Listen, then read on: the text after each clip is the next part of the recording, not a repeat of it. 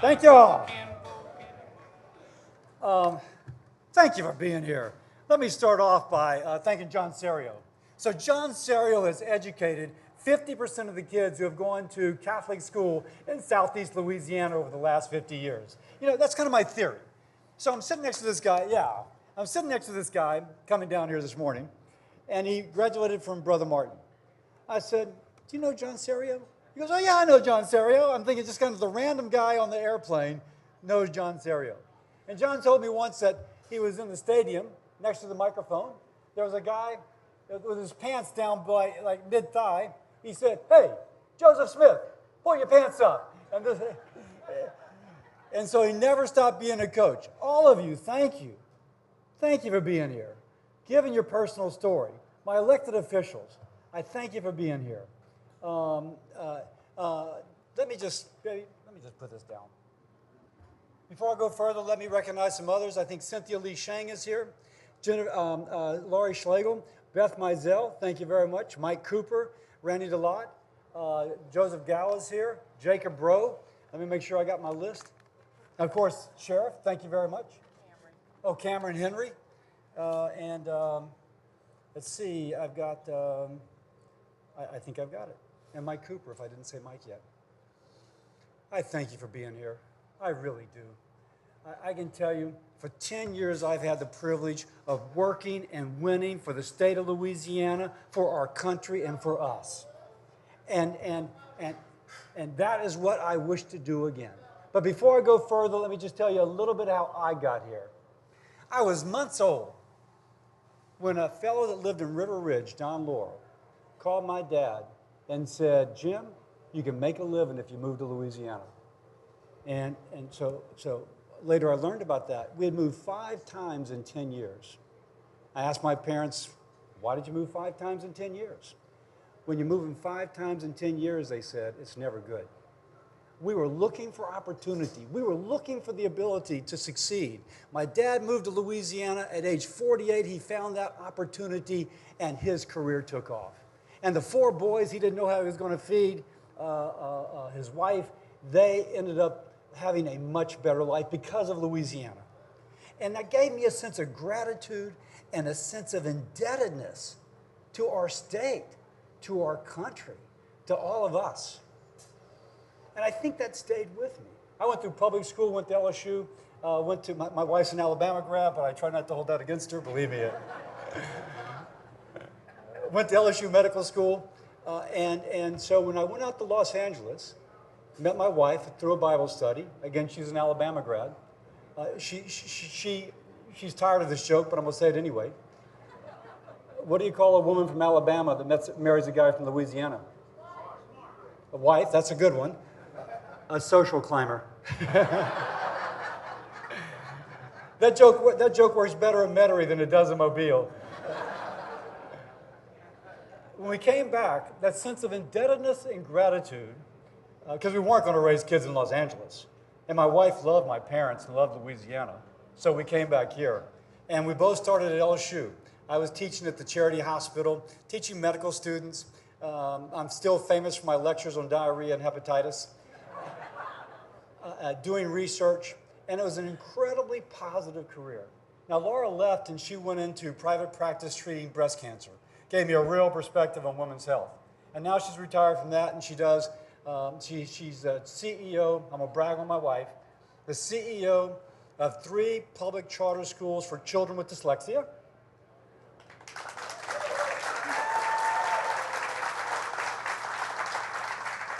"20% of us in this room are dyslexic. You recall when you were a child and they asked you to stand to read and you were ashamed because you couldn't read and the other kids called you names. Laura's hope is that no child has that experience. Now, right now, she's working to bring one of these charter schools to Jefferson Parish. And so my hope is that next year, I'll say she's got 4 public charter schools for children with dyslexia. So,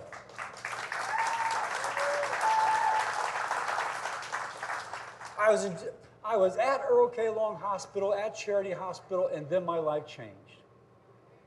The same month I met John Serio, when he had to evacuate out of New Orleans and live for 6 months in our house, that same month, when Katrina hit, my life changed.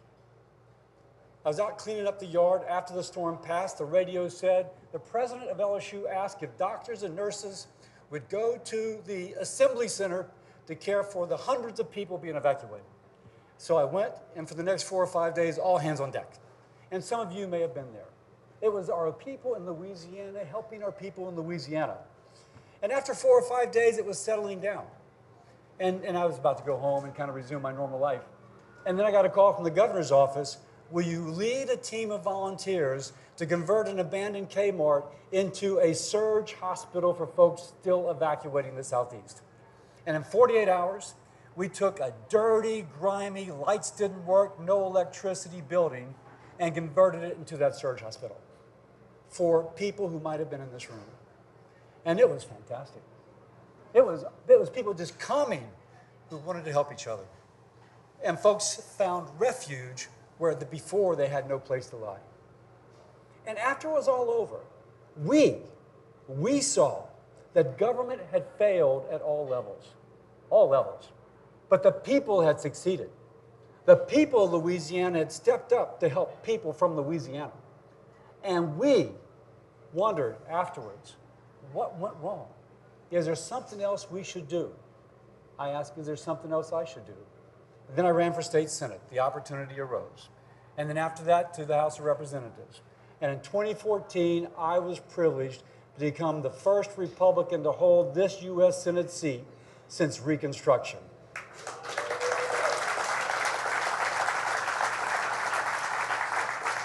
And my goal was to work and to win for Louisiana. And we've got some work, and we've got some wins. Let me just give a few of them because you participated. Lee Zurich on the local Fox affiliate did an episode of a pharmacist, he had to block out his face, who said that he could not tell a patient that it was cheaper to pay cash for a prescription drug than their copay because otherwise he would lose that contract. The pharmacist came to talk to me. We wrote a law. President Trump signed it into law, eliminating gag clauses. A patient came up later talking about a surprise medical bill she got.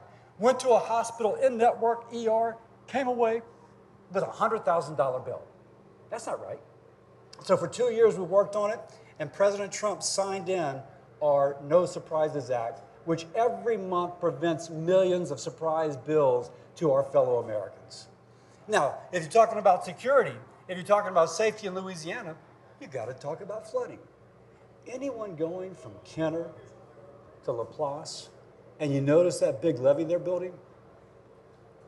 I've gotten hundreds of millions of dollars of our tax dollars returning to our state to help build that security against future flooding. And let me finish by something I could talk about a lot, but let me just finish one more thing that came up recently. Everyone in this room has been affected by somebody who's been affected by fentanyl. And let me just give a tip of the hat to President Trump. When he got into office, he took that issue on.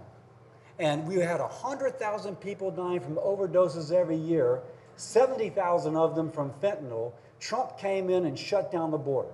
Because not just people, but drugs were coming across. He got the Mexican president to sic the Mexican army on the Mexican cartels that were making and shipping the fentanyl. And then he went to the Chinese and said, I'm going to stick a tariff on you if you don't stop the chemicals from coming over here to make the fentanyl. Now, he had done all that, and we were making progress. But one fentanyl death is too many, and law enforcement needed more tools. So I've been working on a bill called the Halt Fentanyl Act. And I won't go into the details, but the president just had a signing ceremony. It was cool. He's like at the desk sitting down. I'm like right behind him. And behind us were parents holding pictures of their children who had died from a fentanyl overdose. Now, that's what we're trying to stop. And the president is at his best when he is taking public policy down to where it benefits you and your daughter and your grandson. He's at his best. And as he signed that bill, and he's passing me a pen, and he says, it's my bill, and he's passing other people pens, he said, this may be, no, this will be the most important legislation we sign. We sign. We sign. Now, as I conclude, let me tell you some things that I think we're all united in, but I want to confirm it. I am pro-life, pro-Second Amendment, and pro-oil and gas.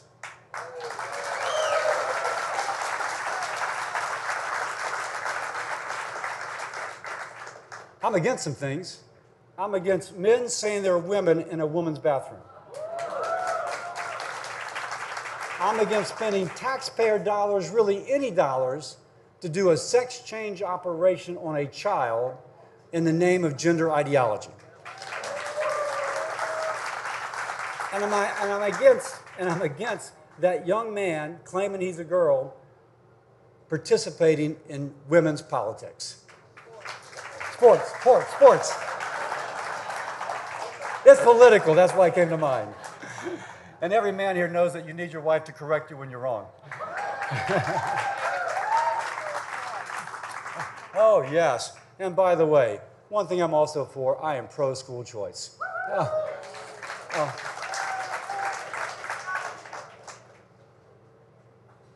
I'm looking forward to continue to work and win, working with President Trump, working with you, for the betterment of our state, our country, and all of us. But you know how we get there? You know when President Trump said, the most important bill we will sign? You know when we talked about a group of volunteers at Kmart? How a pharmacist came and we wrote a bill? How patients complained of their surprise medical bills and we wrote a bill? All that is a we. All that is us.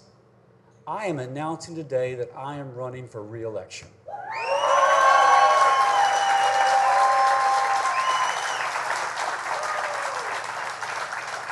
And I ask you to stand with me as we work, as we win, to win this race, but to continue to win for our country, for our state, and for all of us. Thank you very much.